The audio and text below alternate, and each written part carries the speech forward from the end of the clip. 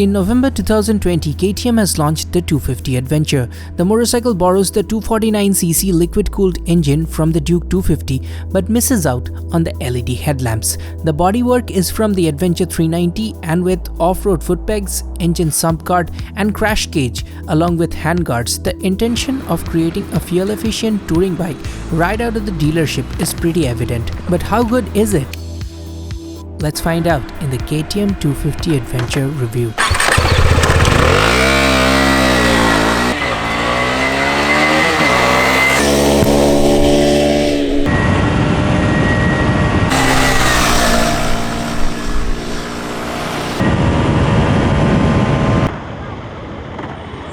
Something I noticed with the first corner run is the mid-corner stability has actually improved. The brake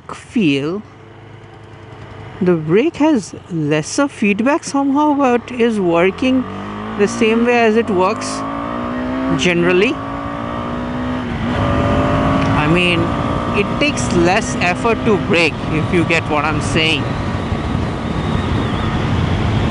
So probably with a bigger disc, U-turns are pretty easy, to be honest. A pretty good turning radius.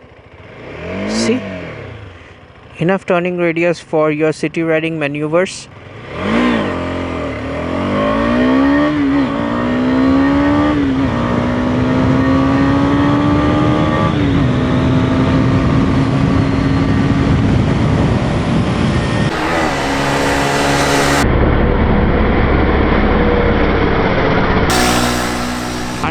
Kilometers in the corner. Definitely can do more. The only thing is, we're riding the streets and this bike's mid-corner course correction or trail braking isn't going to be that good. Now already felt that. It's definitely doing pretty well in corners. Braking as usual. You drop anchor, and usually I use less of the rear brake, but here in this case I'm using the rear brake. Let's do the 0 to 100 again. Alright, in 3, 2, 1, go.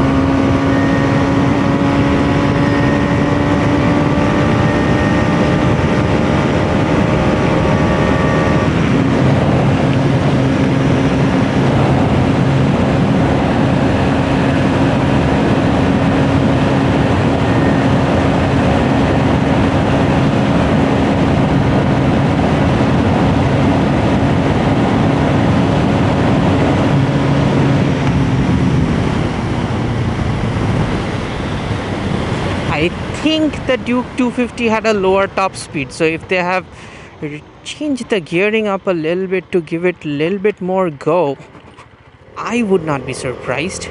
The verdict in cornering is way above expectations. The power delivery has been refined and the engine braking reduced, which makes the bike smoother, and bigger disc makes braking almost effortless. But the higher travel suspension has reduced the front end feel in corners, and feedback from the front brake has also reduced due to the same reason. Still, the bike has gained so much stability with the longer wheelbase that you can ride it quite aggressively.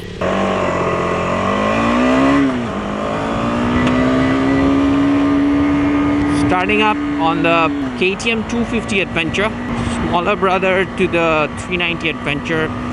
I know you must be having questions like, this is the smaller adventure motorcycle from KTM, so is it any shorter? I'm afraid not. The seat height still 855 millimeters. That's going to be hard for shorter riders. I'm 5'8", I'm tiptoeing, but I could get up on the bike quite easily. I've ridden quite a few of these motorcycles, and early morning brake test went on fine. Wasn't such of an issue. Okay, being an adventure, I was a little bit apprehensive about how it will handle. So far so good, handling's pretty fine. Gonna be an excellent motorcycle as a highway tourer. Price is about 2,50,000 and on road is about 2,80,000, so that's going to make it about 70,000 cheaper than the Adventure 390 on road price wise. Ex showroom price wise about 50,000 cheaper than the Adventure 390. So why would you want it? Is it any lighter? It's about 4 kgs lighter from the Adventure 390 as far as I know. So it's not very much light, or it's not that it's much of a shorter motorcycle. So it doesn't definitely cater to the shorter riders or people who just wanted an overall lighter motorcycle for off-roading, because the 390 gets a lot of different tech, like you have IMU controlled traction control, and you have a lot of other things which is going to help you controlling all that power. This bike gets a miss on most of those things. Even doesn't get the LCD console. This gets a simpler TFT version, but it has been upgraded. It's not the old KTM smaller console. Still, this is the basic console, guys. So it doesn't even have the 390 switch gear. So you're missing out on a lot apart from just the power. You're missing out on a lot of tech features which the 390 has, which makes it, even the quick shifter, the 390 has a quick shifter, this doesn't. So for 50,000 more, you do have to say that you're getting a lot more bike for the 390 Adventure. So the only reason that you might want this is the mileage. There's a space for the GPS mount. I do have a unit from TomTom. Excellent GPS, by the way. Got it before the lockdown. Never got to use it in my life on a tour. The suspensions absolutely retuned for this motorcycle. I cannot feel any of the bumps. People who are taller would definitely feel happier on this bike. There's a lot of room. The seating position has improved way much more from the 390, because this is a proper ADV bike, so they definitely want you to feel more relaxed.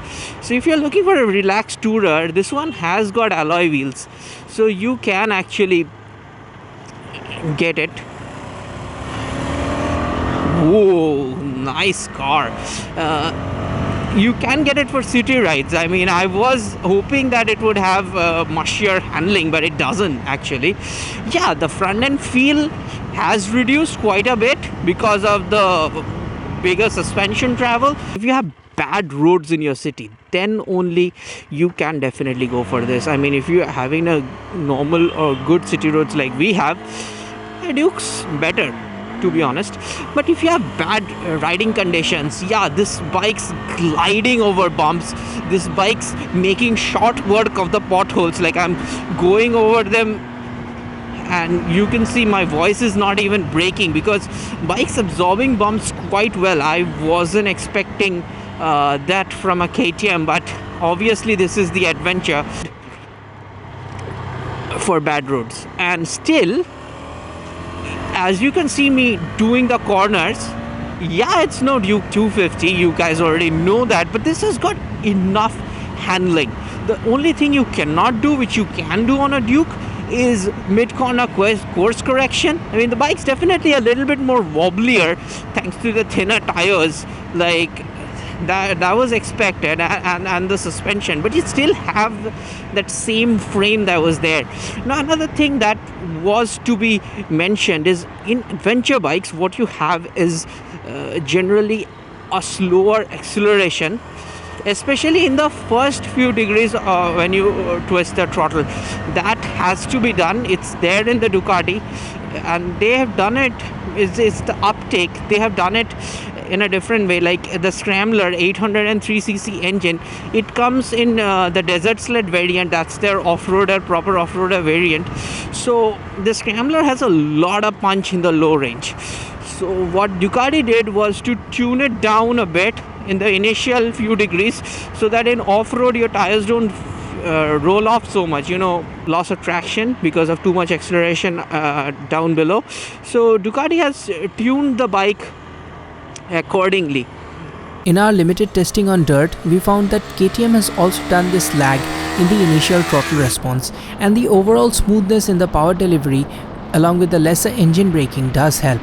But in road mode to off-road mode, only the rear ABS switches off. Instead of that, it would have been better if even the power delivery was remapped to something that's more suitable to off-road riding. For newer riders, the power of the Duke 250 may be more comfortable to handle in off-road riding than the more manic 390 Adventure. So keep that in mind while making your purchase decision. In the mid-range, this still has the KTM Duke's power. 4-piston calipers, 320mm disc up front. I mean, they gave the same disc as the Duke 390 and EDV 390, the bigger disc on this bike. Braking, definitely for this kind of power, is more than enough. And that's what I like about KTM bikes. They never compromise on brakes and tires.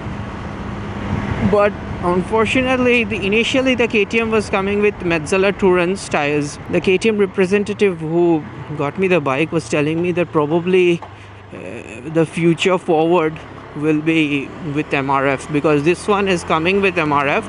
I started during the lockdown when imported tires were hard to get, and that has continued in this post-lockdown period. So we have some MRF tires, touring tires. As you could see, excellent braking performance again.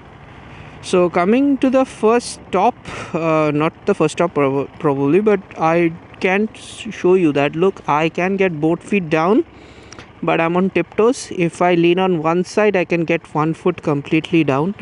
So it's not bad. I mean, it's high, definitely it's high, but it's not bad. Fourth gear, 85 kilometers per hour. Yeah, you have the tall 6 gear on the KTMs. I don't know if they made it a little taller for a more highway friendly version.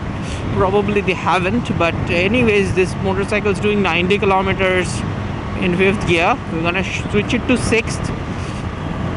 By the way, butter smooth gearbox. Did they do something with it? I don't know. The gear seems to be working a little softer than usual. KTM requires a little bit of effort. I don't see that. 6th gear, 90 kilometers per hour, was still under 5,000 RPM.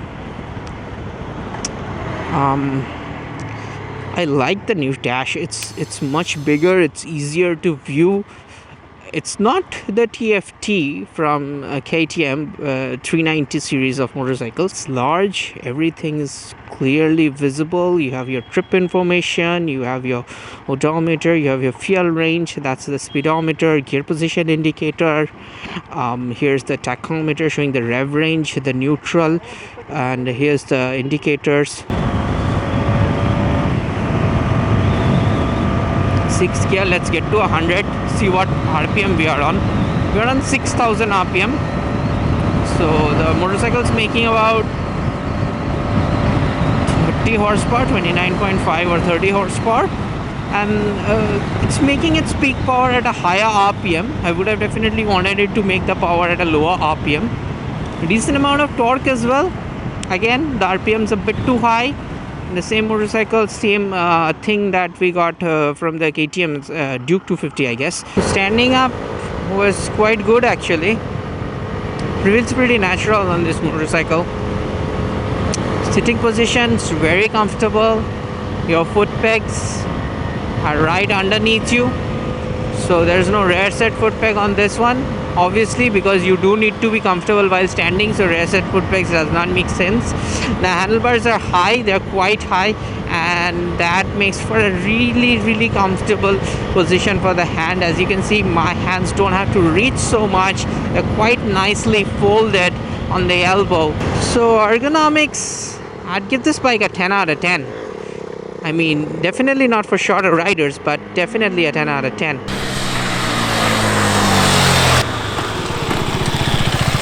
So So we've been riding the KTM 250 Adventure since morning. Kind of impressed with this bike. Yes, I was a little bit apprehensive because the Duke 390 and the Adventure 390, those motorcycles come with a lot of features in the electronics department.